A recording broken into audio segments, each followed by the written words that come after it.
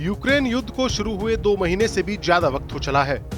पहले 3 दिन में ही जंग को जीत लेने का इरादा पाले रूसी फौजें जानमाल का तमाम नुकसान उठाने के बावजूद अभी तक कोई खास कामयाबी हासिल नहीं कर सकी हैं। और अब निगाहें टिकी हैं 9 मई के उस ऐतिहासिक दिन पर जब रूस में विक्ट्री डे की परेड आयोजित होगी।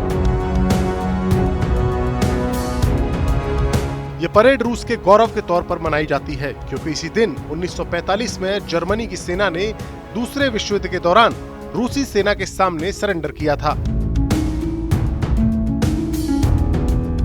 इस दिन रूस पूरी दुनिया के सामने अपनी ताकत का मुजाहिरा करता है और अब सवाल ये है कि इस दिन आखिरकार पुतिन क्या करने वाले हैं। पश्चिमी देशों में 9 मई के दिन पुतिन के ऐलान को लेकर कई तरह के कयास लगाए जा रहे हैं। अमेरिका और उसके सहयोगी देशों को डर है कि इस दिन कहीं पुतिन यूक्रेन के साथ पूर्ण युद्ध का ऐलान न कर दें। दरअसल अब तक पुतिन ने यूक्रेन में जारी जंग को स्पेशल मिलिट्री ऑपरेशन का नाम दिया है और इस संघर्ष को रूस में अगर कोई युद्ध का नाम देता है तो उसके लिए सजा का भी ऐलान कर दिया गया है। यानी पुतिन ने अभी तक अपने देशवासियों को ये नहीं जानने दिया है कि यूक्रेन में उनकी सेना एक बड़ा युद्ध लड़ रही है। और अब अंदाजा लगाया जा रहा है कि पुतिन इस दिन युद्ध का ऐलान कर सकते हैं।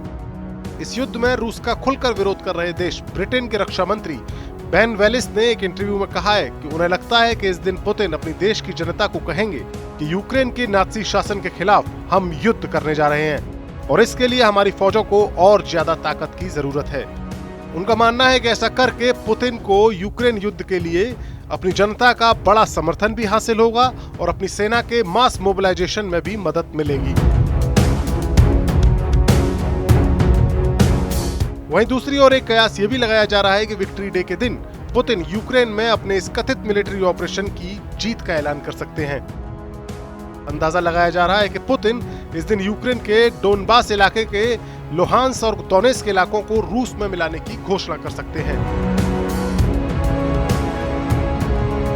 ठीक वैसे ही जैसे साल 2014 में यूक्रेन के इलाके क्रीमिया पर रूस ने कब्जा जमाया था।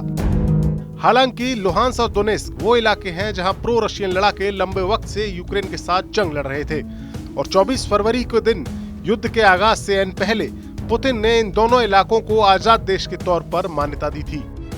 लेकिन अब विक्ट्री डे पर अपनी साख को बचाने के लिए पुतिन इन दोनों इलाकों को रूस में मिलाकर वाहवाही बटोरने की कोशिश भी कर सकते हैं।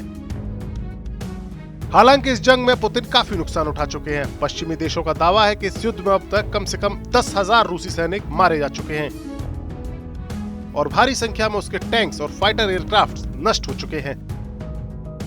अपनी सेना को मिली इस कड़ी टक्कर के मद्देनजर ही रूस ने यूक्रेन की उत्तरी सीमा से आगे बढ़कर राजधानी कीव पर कब्जा करने का इरादा बीच युद्ध में ही बदल दिया था और अब रूस का पूरा फोकस यूक्रेन के दक्षिणी और पूर्वी हिस्सों पर कंट्रोल हासिल करने में है, जिसके लिए अब भी जोरदार जंग जारी है।